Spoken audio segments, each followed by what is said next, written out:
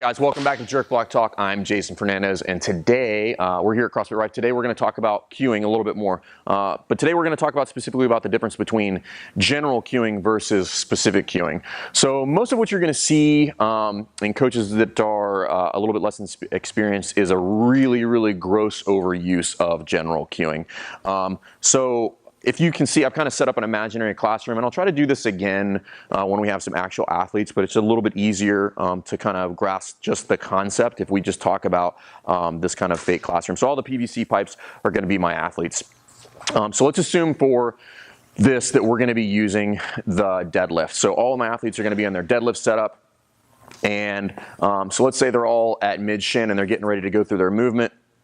And one of the cues, like I'll just use a series of general cues, kind of addressing the class. So if I'm walking through and I'm looking at the athletes, I'll be like, all right, flat backs, weight in the heels, straight arms, and deadlift, and back down, eyes up, and back down, wiggle your toes, and back down, and relax. So notice when I was talking about those general cues, I'm not giving them to any specific athlete. So there's nothing wrong with general cues. It's a good way to kind of spray the group if in fact you do find a common error that is very prevalent within the entire group. But specific cue would be more along the lines of I'm going to address a specific athlete who has a specific fault going on. So sometimes what will happen is you'll be giving a cue to an athlete that'll have like something specific that is not what the rest of the class is doing. So one of the things that might happen is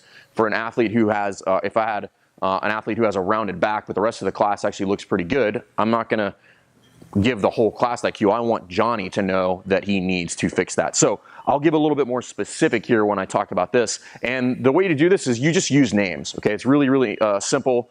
Or it's a simple concept, and you know all the people in your gym, so using their names should not be something that should be very difficult for you. So I'll do it a little bit differently, but I'll use specific cues this time. So I'm giving we're doing the deadlift. They're in the bottom position. All right, guys. All right, Johnny, I want you to arch your back a little bit more and pull your shoulder blades back. Much better. And deadlift and back down. Much better, Johnny. Susan, I want you to wiggle your toes this time and get the weight back in your heels a little bit more. And deadlift and return. Keep arching your back, Johnny. Very nice, Susan. Really good. All right, guys, everybody eyes up for me. And deadlift and return. All right, guys, tight bellies for me now. Tight bellies, we want to tighten up that midline. And deadlift and return. Sam, I want you to straighten your arms. You're pulling on that barbell a little bit. Straighten them. Yep, good. And deadlift and return. All right, guys, everybody wiggle your toes for me. And deadlift and return. Okay, cool. So what you noticed I did there was I mixed specific and general cues. And what you need to understand is there's a way that I can do both, right? So I can get the whole group with a cue while talking to a specific athlete. So when I give a cue to, say, Johnny here in the middle, I'm going to be specific by using his name. Say, Johnny, I want you to arch your back. He's having a very specific cue. That's that micro piece that we talked about where we have a rounded back. This is a safety issue. I want to address that. But now what's everybody else doing when I say arch your back? They're now thinking about the cue that I just gave. So where this usually goes wrong is we kind of have like the drive-by whisper cue, okay? Which is I'll be driving by and I'll be like, all right, Johnny, I want you to arch your back. Okay, good. Now Johnny fixes it, but nobody else can hear that. So that's when it becomes problematic, okay? So when you give that cue, be really loud about that specific cue so that everybody else can have it as well. So it's not just for Johnny. I still want everybody else to be thinking about having their weight in their heels. But that one was specific to Johnny, but at the same time, I'm casting that broad net to get the rest of the class as well. So learn to work your way back and forth between the general and specific cues. Again, a lot of people are just spraying the whole group with a cue that may not really apply to everybody there. So to get specific, you just use names.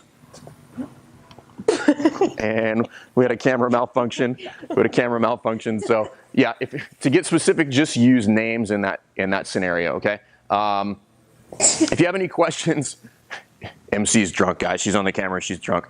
If you have any questions on this stuff, please put it in the comments. Please subscribe to the YouTube channel, and we'll see you next time. All right. Thanks.